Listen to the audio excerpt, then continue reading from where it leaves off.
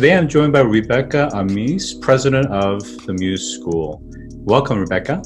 Thank you. Thank you so much. So my understanding is that your sister Susie, who happens to be also married to James Cameron, film director, wanted to establish a school for her 5 children, and she partnered with you, given your background in starting schools in the Midwest. Can you tell us about that story? Absolutely. Education. And I started some schools back in the Midwest.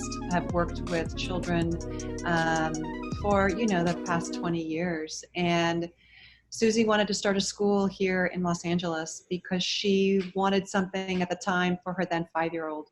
And she asked me to be involved with her on that. And that was back in 2005.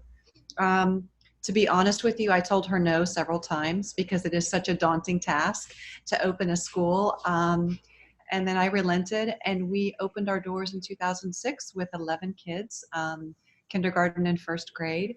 And the idea was that the school would be very focused on environmentalism so that we could teach very young children how to respect the earth, how to live consciously with the earth. And then my background taught me about student-led, and had a voice in what they were learning, how they were learning. So that was the premise that we started on. Now, of course, the school has evolved quite a bit, and now you guys go up to high school. And of course, you have had lots of recognition and distinctions along the way. What do you think made the school so notable and so well recognized over the years? I would think what makes us so distinctive is our personalized learning. We are really fortunate in 2019 that we can run a school that really assesses students on who they are as an individual, as opposed to what number they represent in the college school testing systems. So we're really fortunate to have that be a part of who we are. So we are a school that's based on 5 pillars: academics, passion-based learning, sustainability, self-efficacy, and communication. With those 5 pillars, they're all equal. They're all equal. So we see that just because we're much more than just academics, which a lot of schools are, and we also have a way to assess students that's much more natural and based on who they are as a person, and that's called our blueprint. Our blueprint is something that we've been recognized for across the world, and it's really just a holistic assessment. It's like a 15-page story about each student as they grow from age 2 up to age 18. I think that stands us apart. I also believe, so as far as the academics piece, I think that stands us apart. The sustainability piece is also something really big for us because we really want students to be very fluid and comfortable in talking about where we are with the climate and to be able to have an impact on the future. Whatever that's responding to where we are in 2019. It's interesting because you guys are so progressive. I mean, you guys are so ahead of your times. I mean, now in 2019, climate change is such a big topic. You have youth rallies and protests throughout the world. Kids really trying to, say, hey, look, listen, this is our future lives that you're essentially affecting. It's time for less rhetoric and time for change. Yes. And here at the school, you're actually teaching them to live sustainability. Can you get into some of the more specifics around what is sustainability for you guys and how do you practically apply it at the MUSE? Absolutely. So at the age of 2 and 3, children are learning about environment. They're also looking at how they drink their water. So we have a system on our campus where children can fill up a water bottle, not a plastic bottle, every day to drink water, to drink clean water. So they recognize the benefits of having their own canteen. Every student is also required to be in our Seed to Table program, which is a very amplified way of connecting children to the earth, but then teaching them about how to grow their own food, become in touch with the earth. I know that sounds kind of hippy-dippy, but it's really just about almost getting more simple. So the young children are learning also about zero waste. So we do the children compost. Every food item that they don't eat goes into a compost, which then goes back into our soil, produced and eaten on campus.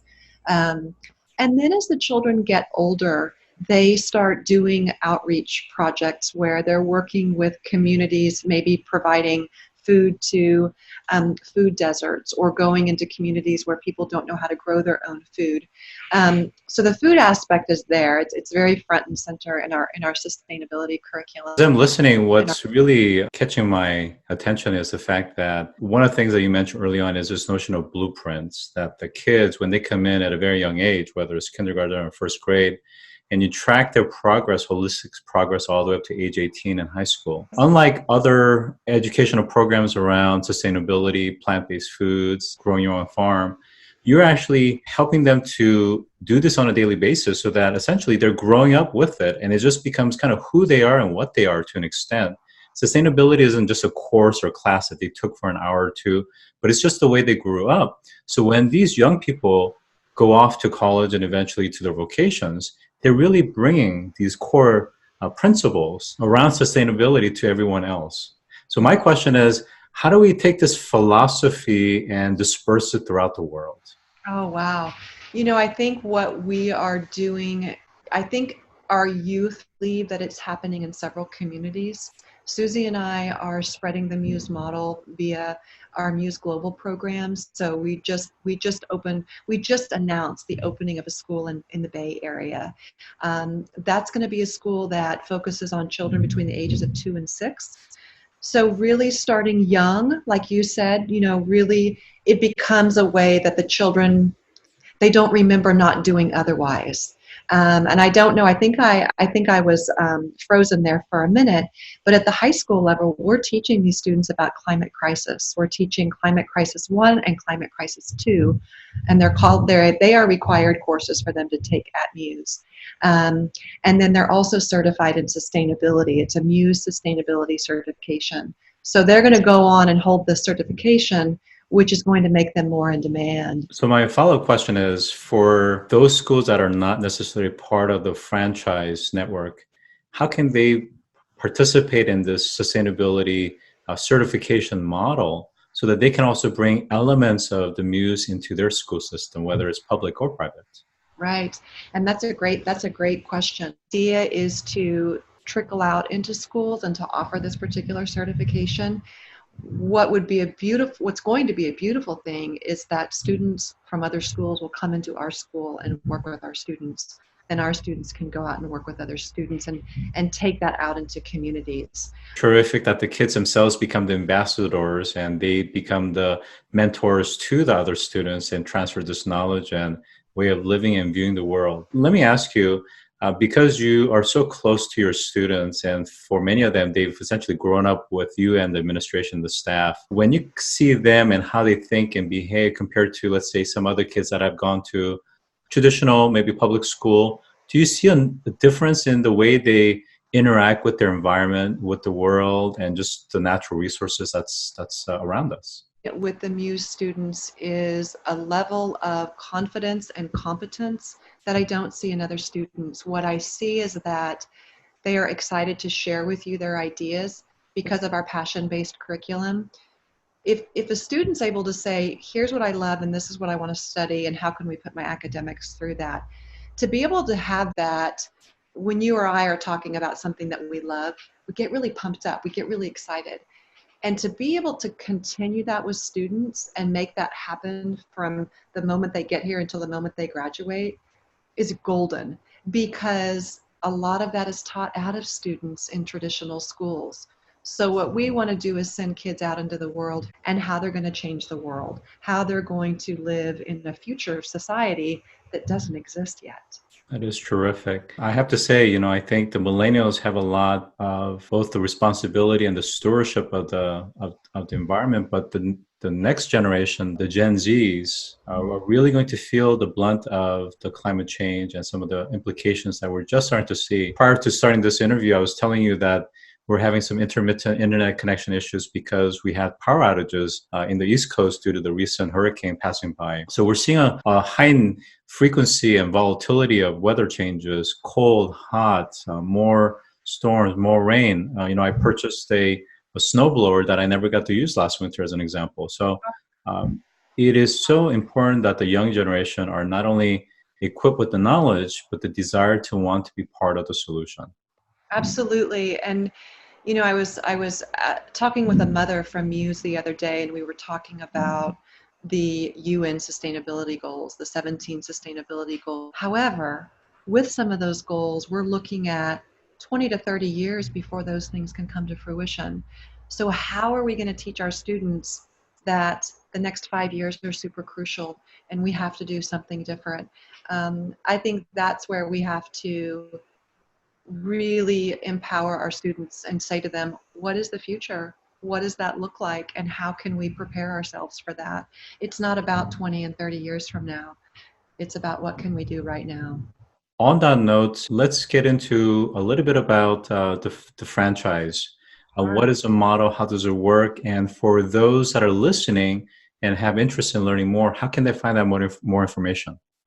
So people can go to museglobal.org, and Muse Global is about a year ago, we began with people all over the world to help us build a bunch of MUSE schools so that we are empowering children all over the world to make some change, to really get out there and figure out what we're going to do, with this planet.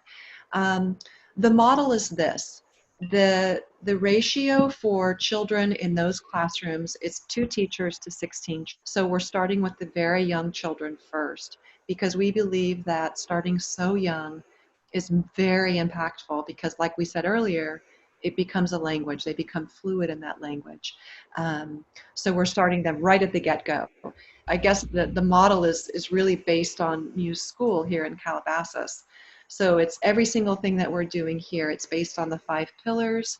Every student will have a blueprint so that students are able to really impact their footprint, their water, and their carbon footprint. So we have about a minute left. So anything else you want to share about the model that makes it so distinctive? That would be helpful. Truly addressing each student with their individual needs and what they bring to the table. But we're also raising sustainability natives. We are really teaching students how to tackle these big problems from a very early age, just because they're already instilled with the tools so young. So I highly recommend come to the campus, better yet. Terrific. So on that note, I've been joined by Rebecca Amyx, President of MUSE Global and MUSE School, California. It's been a real pleasure. Thank you for joining us today. Thank you, Scott. Thank you so much.